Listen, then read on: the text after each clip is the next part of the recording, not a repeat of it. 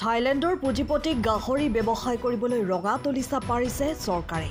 থলুৱা পালকক পেটে ভাতে মৰাৰ হঠকাৰী সিদ্ধান্তক লৈ গৰজি উঠিছে গাহৰি পালকসকল।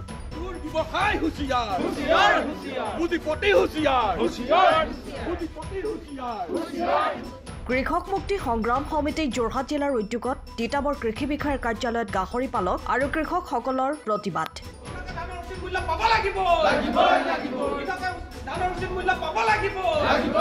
ধানৰ নিৰ্ধাৰিত মূল্য পৰিশোধ নকৰা অসাধু ব্যৱসায়ী আৰু থলুৱা গাহৰি ব্যৱসায়ক চৰকাৰে থাইলেণ্ডৰ পুঁজিপতি কোম্পানীক দিবলৈ লোৱা চৰকাৰৰ এই হঠকাৰী সিদ্ধান্তৰ বিৰুদ্ধে গৰজি উঠিল গাহৰি পালক আৰু কৃষকসকল। ধান ক্ৰয় কৰিছে নে নাই তাৰ নিয়ন্ত্ৰণ কৰিবৰ কাৰণে কিন্তু আপোনালোকে ইয়াতে বহি আছে, কিন্তু সেইটো নিয়ন্ত্ৰণ হোৱা নাই। তাৰ কাৰণে আমি বিভাগক আমি কেইবাবাৰো আমি জাননী প্ৰেৰণ কৰিছোঁ, তাৰ হেৰি কৰা নাই। গতিকে আমি কি কাৰণে আহিছোঁ, আমি ইয়াতে থলুৱা যিসকল গাহৰি পালক আছে সেই গাহৰি পালকসকলৰ যিখিনি সমস্যা আছে সেই সমস্যাখিনিক লৈ আমি ধান কৃষকসকলে উচিত মূল্যত পোৱা নাই তাৰ সেই সমস্যাখিনিক লৈ কৃষক মুক্তি সংগ্ৰাম সমিতি যোৰহাট জিলাৰ উদ্যোগত তিতাবৰ কৃষি বিষয়াৰ কাৰ্যালয়ত এই প্ৰতিবাদ। ধানৰ উচিত মূল্যৰ পৰা বঞ্চিত কৃষকসকলৰ লগতে তিতাবৰৰ থলুৱা গাহৰি পালকসকল এইদৰেই ওলাই আহিল প্ৰতিবাদ কৰিবলৈ। চৰকাৰে নিৰ্ধাৰণ কৰি দিয়া ধানৰ মূল্য কৃষকে পাবই লাগিব, লগতে থলুৱা গাহৰি পালকসকলক পেটে মাতে মৰাৰ চৰকাৰৰ এই সিদ্ধান্ত মানি লোৱা নহ'ব। কৃষকক ধানৰ উচিত মূল্যৰ পৰা বঞ্চিত কৰা অসাধু ব্যৱসায়ীৰ ওপৰত শীঘ্ৰেই ব্যৱস্থা গ্ৰহণ নকৰিলে তিতাবৰত ধান ক্ৰয় কৰা ধান মিলসমূহৰ বিৰুদ্ধে প্ৰতিবাদত নামিব কৃষকসকল। এনেদৰে এতিয়া হুংকাৰ প্ৰদান কৰে কৃষক বন্ধুসকলে।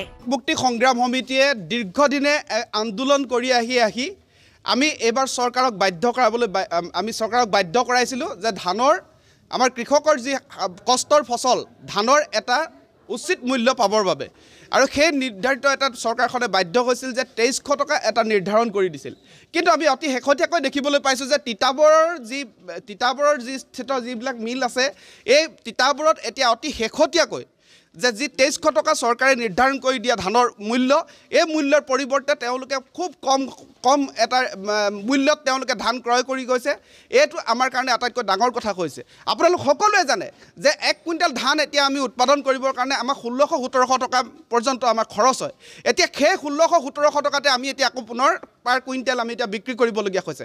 এনেকুৱা ধৰণে কৰি পেলাই চৰকাৰে যি 2300 টকা নিৰ্ধাৰণ কৰিছিলে এই 2300 টকাত এতিয়া ধান ক্ৰয় নকৰাকৈ এতিয়া আমাক পুনৰ পেটে ভাতে মৰাৰ এক চক্ৰান্ত তেওঁলোকে তুলি দিছে, যাতে অসাধু ব্যৱসায়ীবিলাকে ধানৰ উচিত মূল্যটো নিদি পেলাই তেওঁলোকে ব্যৱসায় বঢ়াই যাব পাৰে, আৰু আমি ধানৰ যি কষ্ট কৰা মানুহবিলাকে এতিয়া আমি সঠিক মূল্যটো নোপোৱা হৈছোঁ। গতিকে আমি আজি মুখ্যমন্ত্ৰীলৈ স্পষ্ট ৰূপত ইয়াৰ আজি স্মাৰকপত্ৰ প্ৰদান কৰিছোঁ যে এই যি ধানৰ এটা অসাধু ব্যৱসায়ী চক্ৰ যি চলিছে তিতাবৰত, এই অসাধু ব্যৱসায়ীসকলৰ ওপৰত এটা বিহিত ব্যৱস্থা গ্ৰহণ কৰিব লাগে, আৰু যিসমূহ বিভাগ আছে কৃষি বিভাগেও আজি ধৰণে তেওঁলোকৰ দায়িত্ব পালন কৰিব লাগিছিলে তাক কৰা নাই, ছাপ্লাই ডিপাৰ্টমেণ্টে যি ধৰণে দায়িত্ব পালন কৰিব লাগিছিলে তাক কৰা নাই, প্ৰশাসনেও যি ধৰণে ইয়াত সহযোগিতা কৰিব লাগিছিলে তেনেধৰণে কৰা নাই, বৰঞ্চ অসাধু ব্যৱসায়ীসকলক তেওঁলোকে ৰঙা দলিচা পাৰি দিছে। তেওঁলোকে ব্যৱসায়ত যাতে জয়ময় হয়, আনফালে যিসকলে কৃষকে ফচল কষ্ট কৰি এই ধান উৎপাদন কৰে তেওঁলোক আজি পেটে মৰাৰ এটা ব্যৱস্থা কৰি তুলিছে।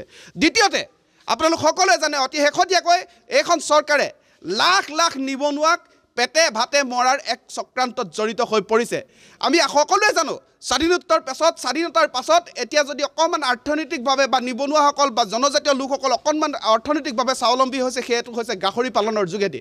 এতিয়া গাহৰি ব্যৱসায়টোৱে এইখন চৰকাৰে বিজেপি চৰকাৰখনে থাইলেণ্ডৰ CP গ্ৰুপ নামৰ এটা ব্যৱসায়িক প্ৰতিষ্ঠানৰ পুঁজিপতি ব্যৱসায়িক প্ৰতিষ্ঠানক তেওঁলোকে চুক্তি কৰিছে, যাতে সেই থাইলেণ্ডৰ গাহৰি আহি এতিয়া ব্যৱসায় কৰিব, আৰু আমি এই যিসকল থলুৱা নিবনুৱা, আমি যি শিক্ষিত নিবনুৱা আছোঁ, লাখ লাখ নিশিক্ষিত নিবনুৱা আছোঁ, যি অৰ্থনৈতিকভাৱে স্বাৱলম্বী হৈছিলোঁ, তেওঁলোকক এতিয়া পেটে ভাতে মৰাৰ ব্যৱস্থা কৰিছে।